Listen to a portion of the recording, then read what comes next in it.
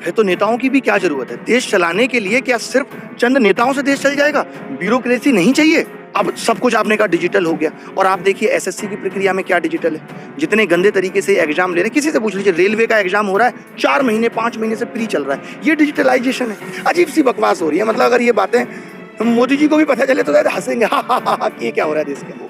और ये ट्रेंड जिन्होंने शुरू किया, हमारे साथ अभिनय सर हैं जो कि एसएससी की कोचिंग कराते हैं छात्रों को, और इन्होंने ट्रेंड शुरू किया है कि मोदी जी रोजगार दो। आखिरकार जब मोदी जी आत्मनिर्भर भारत की बात कर रहे हैं तो इस ट्रेंड की आवश्यकता क्या पड़ गई? मैं ही ये कह रहा हूँ, अगर एक बाप अपने बेटे को पैदा होते ही बोले कि आत्मनिर्भर बनो, तो ये बात कहाँ तक सही है? हम उसे 17-18 साल तक पढ़ा लिखा कर उस काबिल बनाते हैं, फिर ये कह सकते हैं कि अब तुम अपने पैरों पे खड़े हो गए। तो आत्मनिर्भर बनने के लिए आप सरकारी नौकरी दे दीजिए, फिर वो काम करेगा सरकार में, तब वो आत्मनिर्भर भी बने। एसएससी के एग्जाम का आपने मुद्दा उठाया, तो क्या कमियां देखते हैं आप? आप देखो 2012-13 में तो लगातार 5 बार सेलेक्ट हुआ हूँ, लगातार मैंने 16 तक एग्जाम दिए हैं। तो पहले एक भी सवाल गलत पेपर के अंदर नहीं आ पाता था। आप एक 100 क्वेश्चन 200 क्वेश्चन का पेपर सही नहीं बना सकते। आप इतना बड़ा इंस्टीट्यूशन है एसएससी, छोटा मोटा नहीं है कि आप एक पेपर सही नहीं बना सकते। और उसके बाद से अब लगातार क्या देखने को मिल रहा है कि 5-6 क्वेश्चन ये लोग गलत छाप देते हैं हर पेपर में। फिर ये क्या नोटिस निकालते हैं कि रिप्रेजेंटेशन मांगते हैं कि अगर आपको लगता है कोई क्वेश्चन का आंसर गलत है, कोई क्वेश्चन गलत है, तो बताइए, हमें पर क्वेश्चन 100 रुपये देना होगा। गलती तुम करो और गलती बताने का 100 रुपये हम दें। मतलब एक बच्चा आप एवरेज मान के चलिए 500 रुपये देगा। अब हर बच्चे को लगता है यार मेरा 1 नंबर बढ़ेगा या 5 नंबर बढ़ेंगे, चलो 500 रुपये दे देता हूँ। जबकि इससे नुकसान खाली 500 रुपये का ही नहीं है, सरकार को फायदा इससे बहुत है। जब पेपर में कोई गलत सवाल आ जाता है तो उस गलत सवाल को हमें नहीं पता होता कि ये गलत है, मतलब उसका करेक्शन कराने का भुगतान करना पड़ता है, और सरकार करोड़ों कमाती है। करोड़ों कमाने का जरिया इसको बना लिया। और आप सोचिए, पहला ही क्वेश्चन गलत है, मुझे तो पता नहीं है, मैं तो कहता हूँ आप पैसे भी कमा लो, लेकिन उसके ऊपर लिख दो ये गलत है, इसे मत करो। उस गलत को करने में पेपर के अंदर कई बार हमारी 10 मिनट भी खराब हो जाती हैं। हमें नहीं पता ना कौन सा गलत है, हमें लगता है कहीं हम तो गलत नहीं है।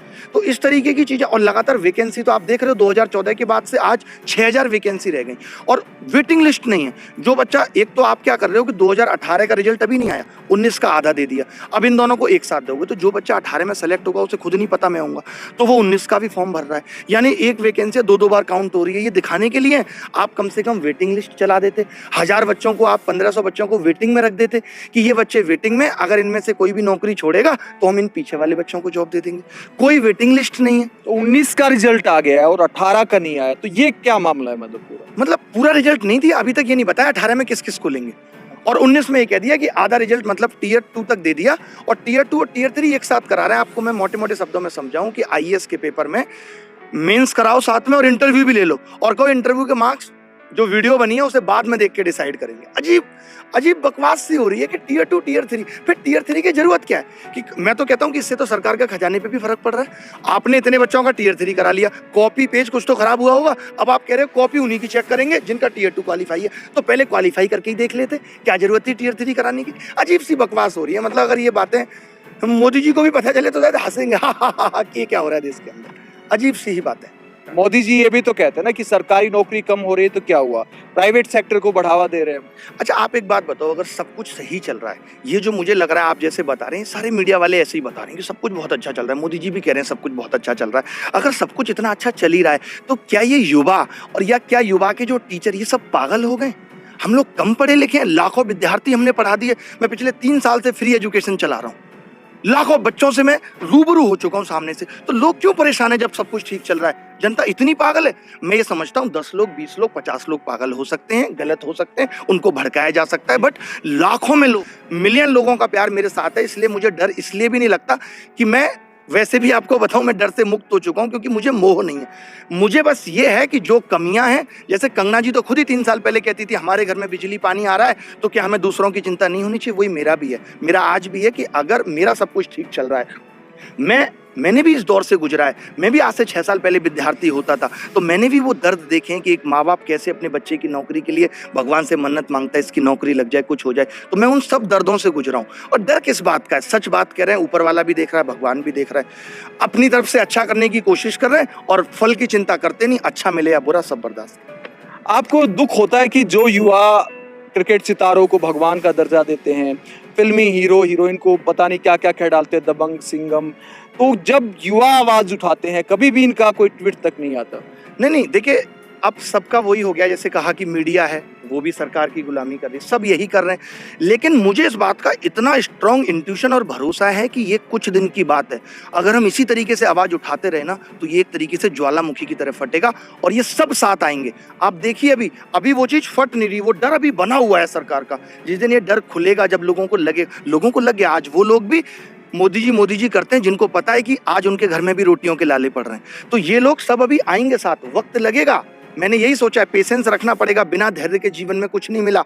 मेहनत कर रहे हैं और सफलता जरूर मिलेगी। ये सेलिब्रिटी भी बोलेंगे, देखना आप आगे आके, आज ये सब भी सपोर्ट करेंगे, वो वक्त भी आएगा और हमला कर रहेंगे।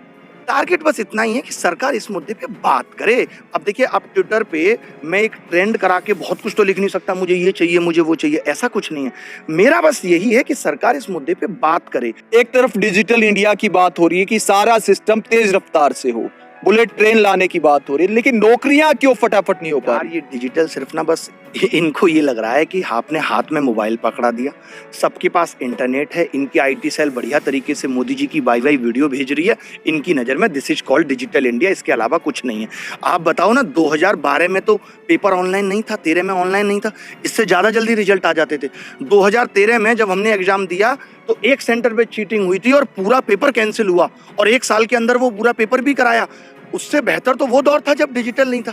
डिजिटल आने के बाद क्या हुआ, आज टीसीएस भी अगर कहीं एग्जाम लेने जाती है कैंपस सिलेक्शन के लिए, तो सुबह प्री लेती है, शाम तक इंटरव्यू, रात तक तो वो ये निकाल देती है। चलो ठीक है, वो छोटे लेवल पे कर रही है, लेकिन आप अगर बड़े लेवल पे कर रहे हो, आप 15 दिन ले लो, 16 दिन ले लो, देश का चुनाव भी तो 1-1.5 महीने 2 महीने में खत्म हो जाता है और रिजल्ट भी आ जाते हैं। सब कुछ आसानी से। एक्चुअली क्या, सारी चीजें प्रायोरिटी बेस्ड है। आप किस चीज को प्रायोरिटी दे रहे हो? हमारे देश की सरकार के लिए बेरोजगारी, रोजगार, ये सब मुद्दे प्रायोरिटी पे ही नहीं है। इनको इससे कोई मतलब ही नहीं है। इनको लग रहा है ठीक है, 2-4 दिन लोग चिल्लाएंगे। आप एक बात मुझे बताइए कि अगर कोई बच्चा 85%, 95%, 99%, बल्कि गणित में 200 में 200 नंबर लाके भी अगर सेलेक्ट नहीं होता, तो उस बच्चे की कहाँ तक गलती है और सरकार की कहाँ तक गलती है?